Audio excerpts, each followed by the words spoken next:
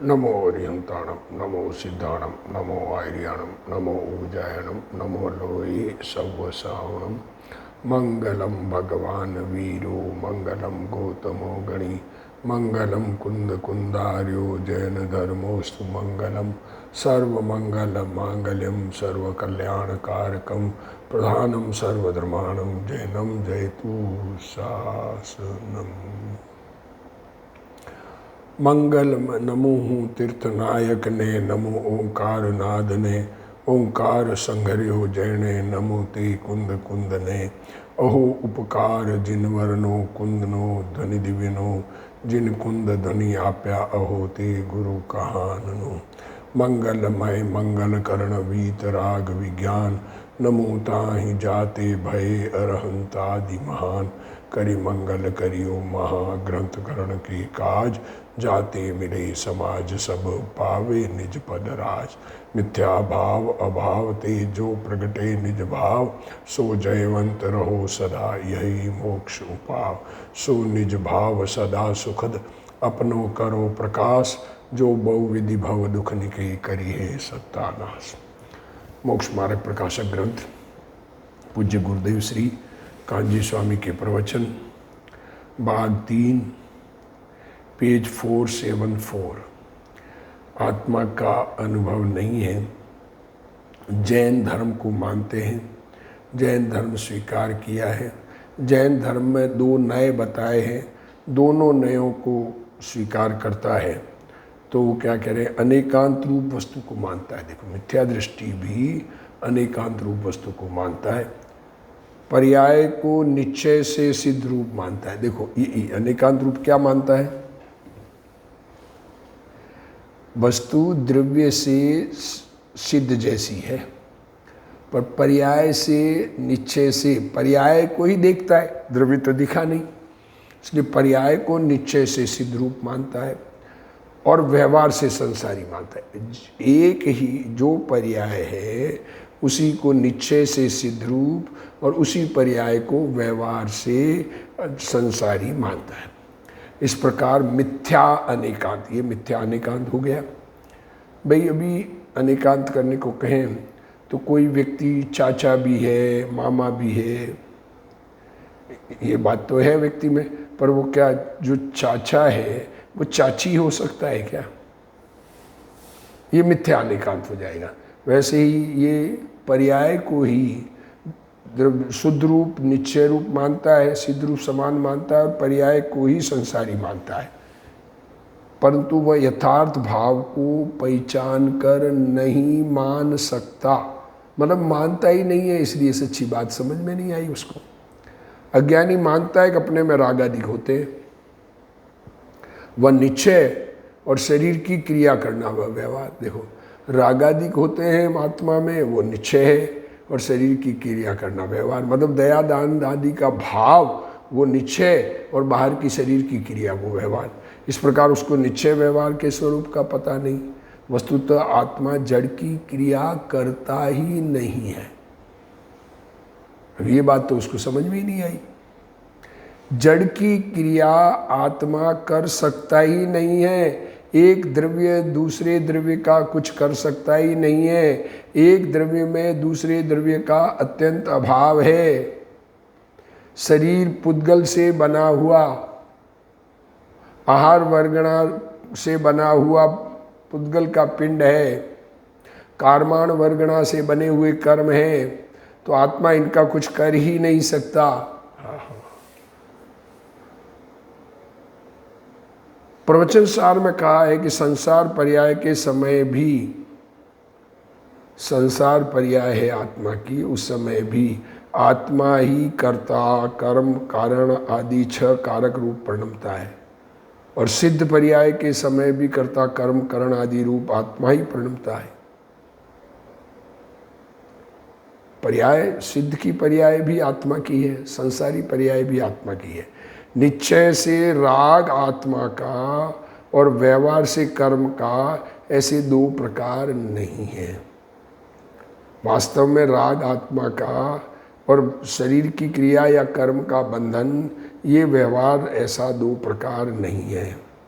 राग तो आत्मा की पर्याय में ही है, जड़ में नहीं। तथापि राग को दोनों का मानने वाला मिथ्या दृष्टि है। देखो क्या कह रहे, आत्मा का भी राग और कर्म का भी राग। कर्म के उदय के निमित्त से होता है, इसलिए कर्म का और आत्मा का, ये कहना अलग चीज है और होना अलग चीज है। जैसे घी का घड़ा कहना संयोग रूप निमित्त से कथन है। संयोग रूप निमित्त देखें तो घड़ा जो है उसमें घी पड़ा रहता है, घी रखने का घड़ा, उसको घी का घड़ा कह देते हैं। वैसे ही राग को जड़ कर्म का कहना, राग है तो आत्मा का ही परिणमन, पर उसको कर्म का कहना निमित्त की अपेक्षा से व्यवहार कथन है। निश्चय से संसार पर्याय भी आत्मा की है। वास्तव में संसारी और सिद्ध दो प्रकार के जीव कहे तो जीव की पर्याय है ना संसारी, और संसार पर्याय का कर्ता भी आत्मा स्वयं है और उसका फल भी आत्मा में ही है। ऐसा नहीं जानकर विकार को वास्तव में जड़ का मान ले। राग को पुद्गल का कहा है क्योंकि उसके निमित्त से होता है। अपने बेटे को दूसरे का माँ कहती है ये बेटा तो बहू का हो गया, तो बेटा बहू का हो ही नहीं सकता है, कहने की बात है। वैसे ही विकार वास्तव में जड़ का मान ले अथवा जड़ के कारण मान ले तो वह मिथ्या दृष्टि है। देखो अज्ञानी कहता है जड़ कर्म के कारण राग होता है, राग की उत्पत्ति कर्मों के कारण है, ऐसा अज्ञानी कहता है। और व्यवहार रत्नत्रय का राग करते करते निश्चय रत्नत्रय प्रकट होता है। क्या कह रहे, कर्मों के कारण राग होता है और ये देव शास्त्र गुरु की भक्ति, देव शास्त्र गुरु को मानना और दया दान व्रत तप भक्ति आदि कार्य ये करते करते आत्मा का अनुभव हो जाएगा, ऐसा अज्ञानी की मान्यता है। अतः ऐसी मान्यता वाले के अभिप्राय में तो जड़ कर्म से ही मोक्ष हुआ, मोक्ष का कारण कर्म हो गया। व्यवहार रत्नत्रय का राग करते करते निश्चय मोक्ष मार्ग होता है और जड़ कर्म के कारण राग होता है, अतः उसे मोक्ष का कर्ता जड़ कर्म ही सिद्ध हुआ। कर्म ही मोक्ष करेंगे,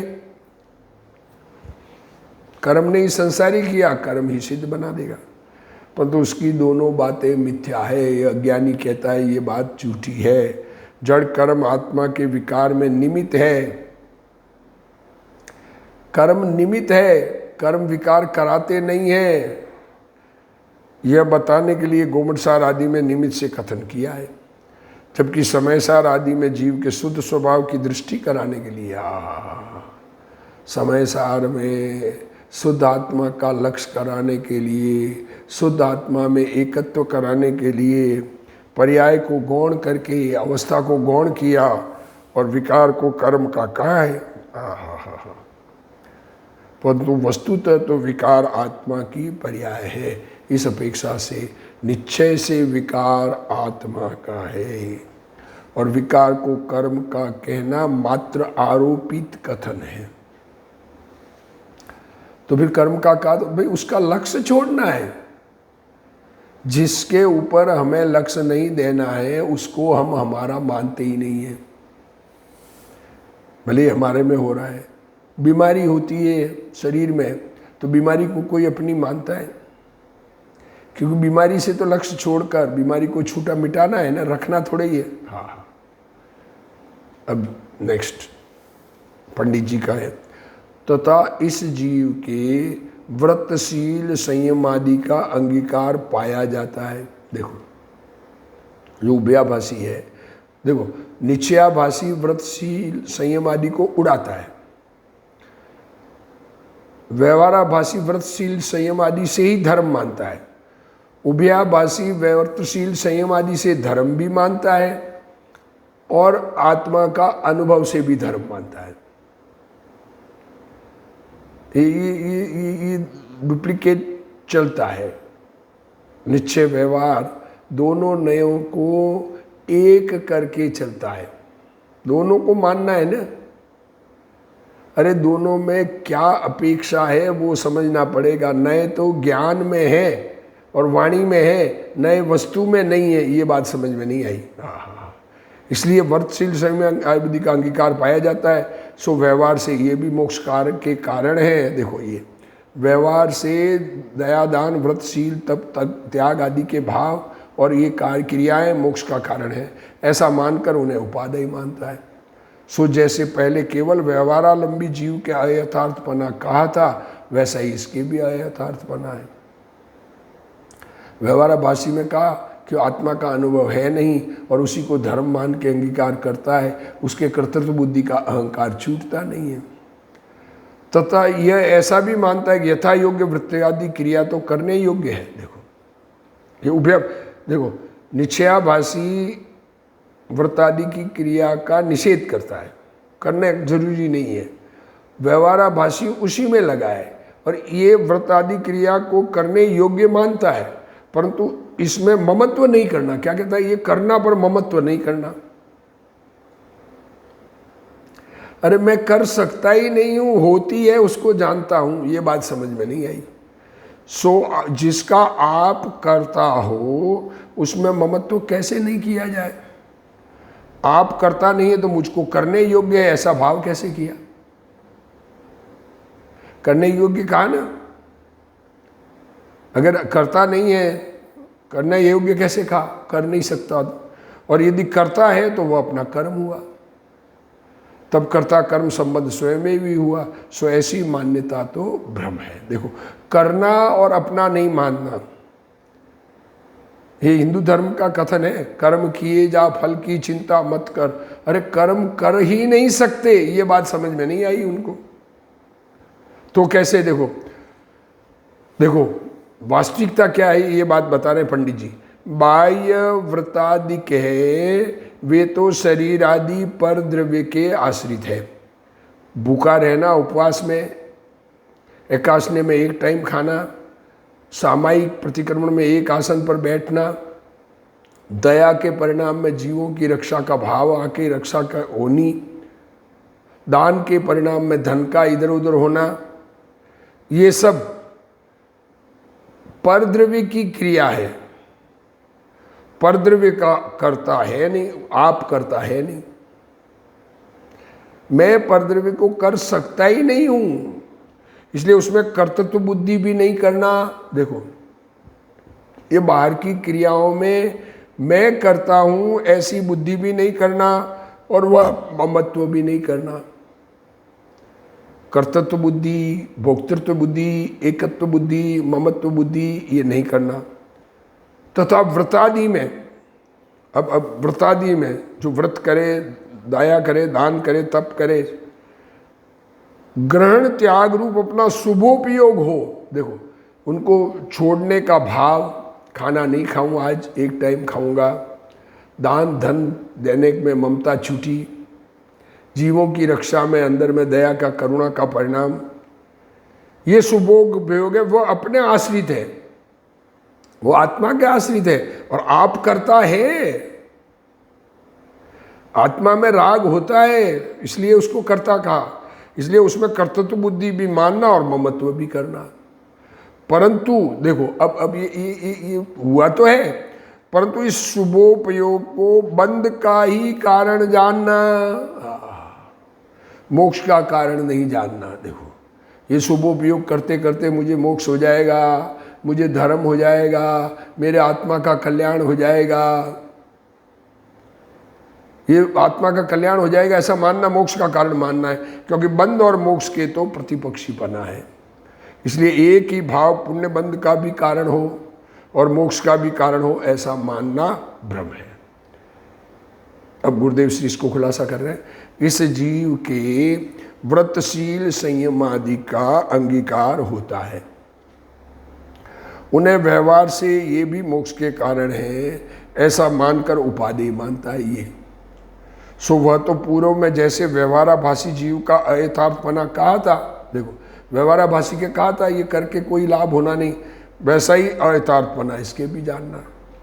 यह जीव मानता है कि यथा योग्य व्रतादि क्रिया तो करने योग्य है। देखो परंतु उनमें ममत्व नहीं करना। जब अब जिसका आप करता हो, मैं करता हूं, ऐसी मान्यता अंदर में है, तो उसमें ममत्व किस प्रकार नहीं करे? ममत्व छूटा कैसे? करने करने करने की बुद्धि है ना। ये हाथ ऊंचा मैं कर सकता हूं तो करता हूं मैं, तो ये मेरा किया नहीं भासेगा, ये कैसे हो गया? अरे मैं करता ही नहीं हूं, ये हाथ की क्रिया मेरी है ही नहीं।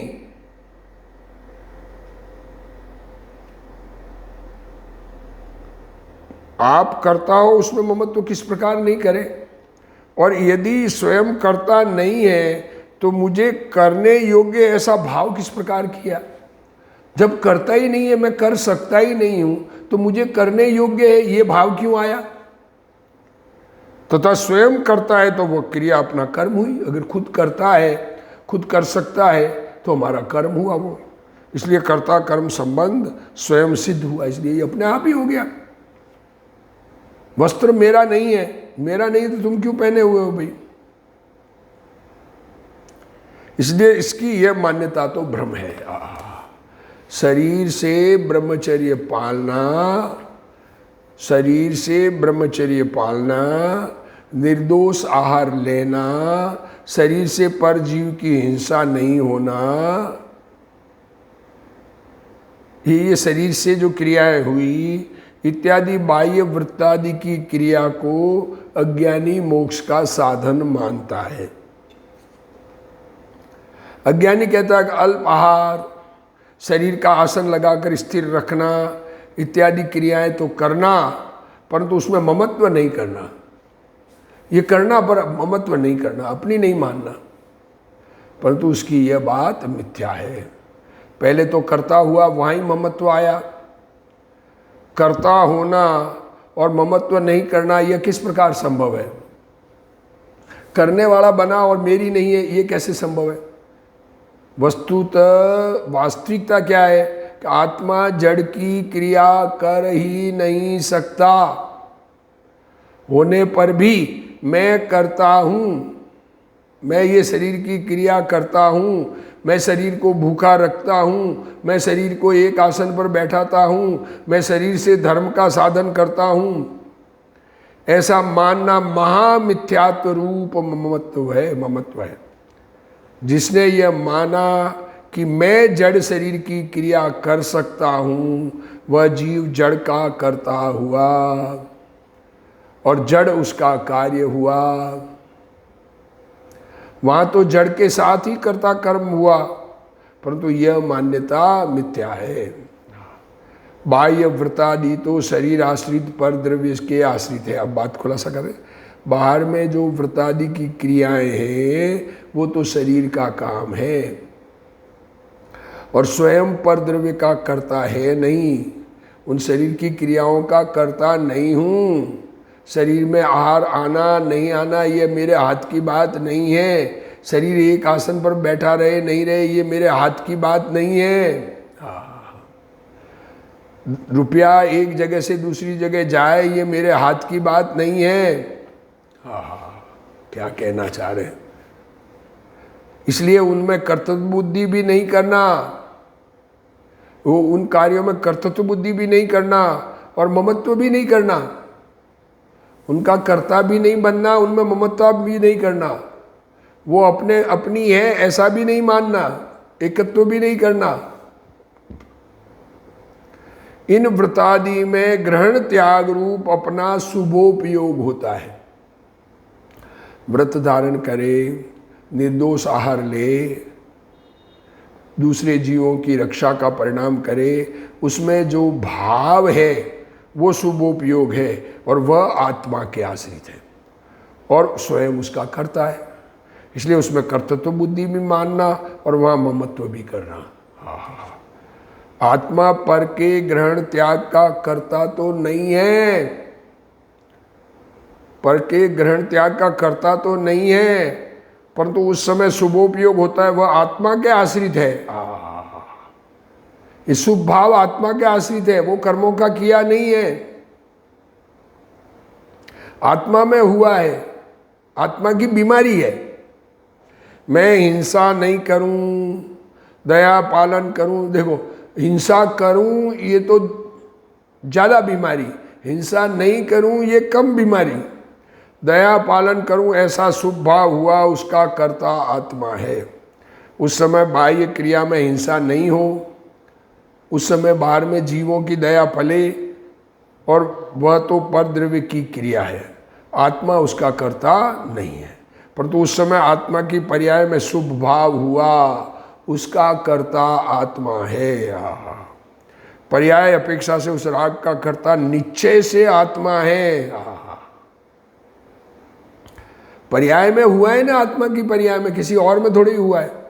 न तो वह राग जड़ के कारण हुआ, न आत्मा के कारण जड़ की क्रिया हुई है। यहाँ जिसको निश्चय व्यवहार का पता नहीं है, ऐसे अज्ञानी को समझाते हैं। दोनों नयों को मानना कह रहे हैं ना, तो ऐसे को समझा रहे हैं कि भाई देख, रागादि भाव तेरी पर्याय में ही होते हैं, वे कोई जड़ में नहीं होते। इसलिए निश्चय से राग का कर्ता तू है और राग तेरा है। परंतु जब शुद्ध द्रव्य की दृष्टि करानी हो, शुद्ध भगवान आत्मा को देखना हो, तो एक बार इसको गौण कर दे। उस समय जब राग हो रहा है, तब राग का ज्ञान हो रहा है, ज्ञान में राग ज्ञात होता है, तो ज्ञान को बता रहा है कि राग को बता रहा है।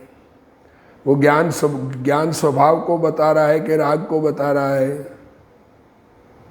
तो कह रहे देखो, तब ऐसा कहते हैं कि निश्चय से आत्मा राग का कर्ता नहीं है। जो शुद्ध द्रव्य को भी राग का कर्ता मानता है, वह भी मिथ्या दृष्टि है। आत्मा चैतन्य भगवान वो राग को बनाता नहीं है। राग हुआ है, देखो दुनिया में भी बुखार आया तो क्या आप बीमार बहुत पड़ते हो? क्यों बीमार जानबूझ के पड़ते हैं? हम बीमार पड़ते हैं तो ये हम पढ़ रहे हैं कि हो रहे हैं। तो उसी प्रकार ये राग हमने नहीं बनाया, हुआ है।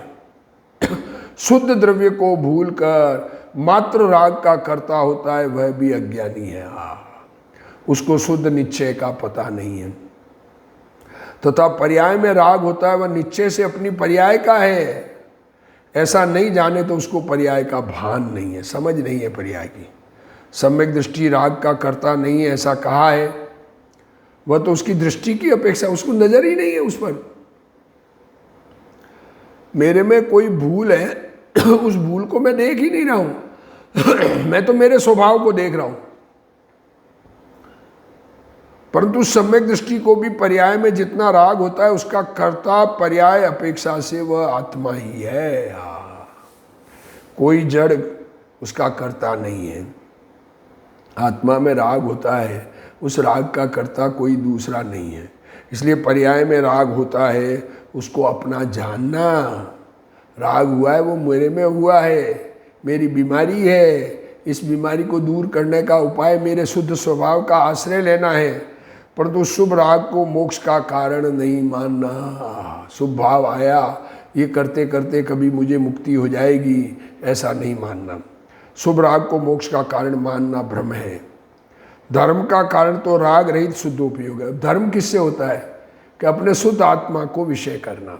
जो पर्याय अपनी शुद्धता को विषय करती है, आत्मा की पर्याय अपने आप को न देखकर शुद्ध आत्मा को देखती है, वो उसका नाम शुद्धोपयोग है और वो धर्म है। शुद्धोपयोग और शुभोपयोग के प्रतिपक्षीपना है। शुद्ध उपयोग में शुद्धता आना, उपयोग में शुभ भाव आना, ये दोनों विरुद्ध है। शुभ भाव दुखदाई है, शुभ भाव अधर्म है। शुभ भाव तो पुण्य बंध का कारण है और मोक्ष का कारण तो शुद्ध उपयोग ही है। शुभ राग से पुण्य बंध भी हो और यही मोक्ष का कारण भी हो। देखो, शुभ भाव से पुण्य बंध हो और ये शुभ भाव ही मोक्ष का कारण हो। इस प्रकार एक ही भाव को बंध और मोक्ष दोनों का कारण मानना भ्रम है। इसलिए वृत्तादि रूप शुभ राग को बंध का ही कारण जानना, परंतु उसको मोक्ष का कारण नहीं मानना। कहा गया है, शास्त्रों में कहा है शुभ भाव को मोक्ष का मार्ग, पर मोक्ष का मार्ग है नहीं।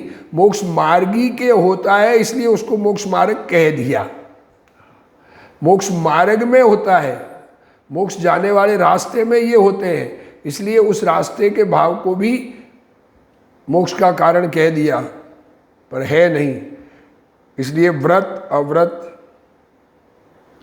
अव्रत दोनों विकल्प रहित, जहाँ परद्रव्य के ग्रहण त्याग का कुछ प्रयोजन नहीं है, ऐसा उदासीन वीतराग शुद्धोपयोग वही मोक्ष मार्ग है। शुद्धता, अपनी शुद्धता को देखो, नज़र तो बदलो। अपनी नज़र में शुद्धता दिखती नहीं है तो अपना कल्याण नहीं होगा। आत्मा शुद्ध बुद्ध चैतन्य घन, स्वयं ज्योति सुख धाम, बीजू कहिए कैटलूं कर विचार तो पाम। शुद्ध प्रयोजन ऐसा उदासीन वीतराग शुद्धोपयोग वही मोक्ष मार्ग है। तथा निचली दशा में कितने ही जीवों के, निचली दशा में जब तक पूर्ण शुद्धता नहीं हो तब तक कितने ही जीवों के शुभोपयोग और शुद्धोपयोग का युक्तपना पाया जाता है। दोनों है, शुद्धता भी है और अशुभ भाव भी है।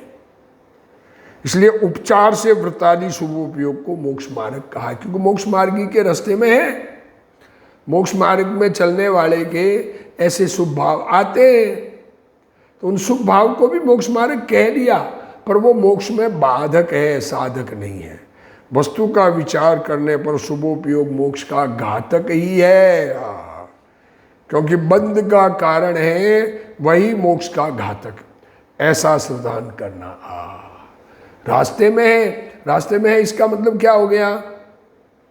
ये गुणस्थान नहीं चढ़ रहे हैं, मोक्ष में नहीं पहुंच रहे हैं, इसका कारण शुभ भाव है। शुभ भाव रह गया तो मुक्ति नहीं हुई। अपने शुद्धोपयोग में पूर्ण लीनता हो जाए तो मुक्ति हो जाए। इस प्रकार शुद्धोपयोग ही को उपादेय मानकर उसका उपाय करना। क्या उपाय करना? कि मैं शुद्ध रहूं, चैतन्यमय रहूं। शुद्धोपयोग दशा ही उपादेय है। चैतन्य गायक भगवान शुद्ध, दृष्टि का विषय, दृष्टि है पर्याय और विषय है द्रव्य, वो मैं हूँ। ऐसा उसमें उपयोग लगाने का उपाय करना और शुभोपयोग अशुभोपयोग को हे जानकर, शुभ उपयोग और अशुभ उपयोग हे जानकर उनके त्याग का उपाय करना। जहाँ शुद्धोपयोग न हो सके, अब देखो शुद्ध उपयोग न हो सके, चौथे पांचवें छठे गुणस्थान में शुद्धोपयोग न हो सके, जब चौथे पांचवें में कभी कभी होता है शुद्धोपयोग न हो सके, और छठा तो शुभोपयोग का ही गुणस्थान है, तो अशुभोपयोग को छोड़कर शुभ में ही प्रवर्तन करना। क्योंकि शुभोपयोग की अपेक्षा अशुभोपयोग में अशुद्धता की अधिकता है। क्या कहा? शुभ में रहेगा तो उसमें अशुद्धता कम है। शुभ में अशुद्धता कम है और अशुभ में अशुद्धता अधिक है। मैल पहला तो दोनों है, कपड़ा गंदा एकदम कालोच कोई लगी हो कीचड़, और धोया तो पीलापन है, पीलापन भी गंदा है पर अशुद्धता कम है। वो गंदा जो कीचड़ में भर गया वो तो बहुत गंदा था। तथा शुद्धोपयोग हो तब तो परद्रव्य का साक्षीभूत ही रहता है। जब शुद्ध उपयोग हुआ, उपयोग में शुद्धता दिखती है, तो जो पदार्थ जानने में ज्ञान में आते हैं वो ज्ञान के ज्ञेय है, किसी पदार्थ में अपनापन नहीं है, वहाँ तो कुछ परद्रव्य का प्रयोजन ही नहीं है।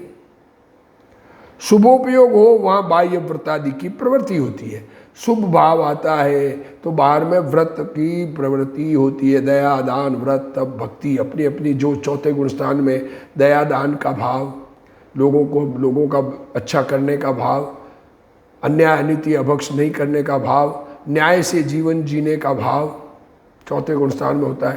पांचवें में व्रत आदि धारण करने का भाव, एक देश व्रत, और छठे गुणस्थान में सर्ववीरति का भाव। और अशुभोपयोग हो वहाँ अवर्तादि की प्रवृत्ति होती है। अशुभोपयोग हो तो सब पाप की प्रवृत्ति होती है, सारे काम घर गृहस्थी संभालना आदि। क्योंकि अशुद्धोपयोग और परद्रव्य की प्रवृत्ति के निमित्त नैमित्तिक संबंध पाया जाता है। दोनों अशुद्ध उपयोग है ना, शुभ और अशुभ, तो इसके और परद्रव्य की प्रवृत्ति के निमित्त नैमित्तिक संबंध पाया जाता है। तथा पहले शुभोपयोग छूट कर, देखो ये शुभोपयोग को मोक्ष का कारण क्यों कहा कि पहले अशुभोपयोग छूट कर शुभोपयोग हो और फिर शुभोपयोग छूटकर शुद्धोपयोग हो, ऐसी क्रम परिपाटी है। ये क्रम है कि पहले अशुभोपयोग छूटता है, शुभोपयोग आता है, फिर शुभोपयोग छूटकर शुद्धोपयोग होता है। ये क्रम है। अब इस क्रम का उल्लंघन होता नहीं है, इसलिए शुभोपयोग को शुद्धोपयोग का कारण कह दिया, पर शुभोपयोग के अभाव पूर्वक शुद्धोपयोग होता है। अगर शुभोपयोग को शुद्धोपयोग का कारण कहा, वैसे ही अशुभ उपयोग को शुभोपयोग का कारण थोड़े ही कहेंगे। अशुभोपयोग मिटकर शुभोपयोग हुआ, शुभोपयोग मिटकर शुद्धोपयोग हुआ, क्रम है। और इस क्रम को सच्चा जानकर अपने स्वरूप का आश्रय शुद्ध आत्मा में एकाग्र हो, शुद्ध आत्मा का अनुभव करके एकाग्र हो, इसी भावना के साथ आज का स्वाध्याय पूर्ण करते हैं। हे जिनवाणी भारती तो ही जपू दिन रैन, जो तेरा शरणा गए सो पावे सुख चैन। जा वाणी के ज्ञान ते सूझे लोकालोक, सो वाणी मस्तक नमो सदा देत हूँ ढोक। जिनवाणी मात की जय।